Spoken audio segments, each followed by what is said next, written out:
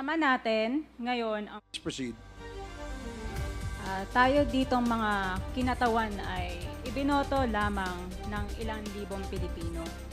Ngunit ang kasama natin ngayon ang Pangulong Duterte, ang most voted Philippine leader ng 2016. At ang kanyang anak, Vice President Sara Duterte, ang most voted Philippine leader naman ngayong 2022. I would like to manifest na gusto ng sambayanang Pilipino ang pagdurog niya sa mga kriminal, durugista at NPA na terorista. Kaya sila ibinoto at patuloy na mahal ng mga Pilipino.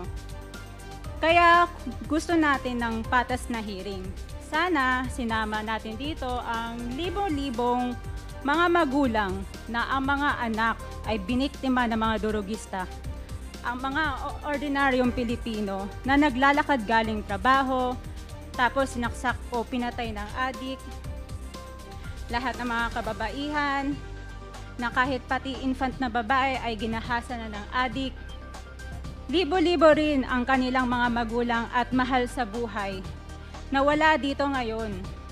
Awang-awa ang mga Pilipino sa mga inosenteng pamilyang na ito, kaya niluklok ng bansa ang Pangulong Duterte. Ang drug war ng Pangulo ay policy lamang. Hindi ito natupad kung hindi ito pinondohan ng Kongreso ng 6 na taon. Majority pa nga dito sa mga kinatawan ay naka-Duterte fist pa nung buong 6 na taon eh. Ang Duterte Youth Party List po ay patuloy na naninindigan sa Pangulong Rodrigo Duterte at pangalawang Pangulo, Sara Duterte, na naglingkod ng maayos, dumurog sa mga durugista, kriminal at NPA na terorista para proteksyonan ang milyon-milyong Pilipino. Bakit wala nag-iimbestiga dito o nag-iimbita sa atin sa sobrang raming Pilipino na biniktima ng mga durugista? And lastly, sa mga kongresista na kaalyado ng mga NPA, mahaya naman tayo sa topic ng pagpatay dahil kayo mismo, hindi kayo nagsasalita sa pagpatay ng NPA sa mga pulis, sundalo at mamayang Pilipino. Pati rin po sa mga natitirang resource persons na gusto mag-abogada papuntang ICC, si Attorney Maria Cristina Conti, na kandidato ngayon ng Bayan Muna Party List. Kasama po ang inyong katabi na si Nery Colmenares ng Bayan Muna. Sa NPA, nire-recruit ang mga kabataan para pabagsakin ang gobyerno at pumatay ng mga pulis, sundalo at tropa ng gobyerno. Di nyo naman kinokondena ang pagpatay nila.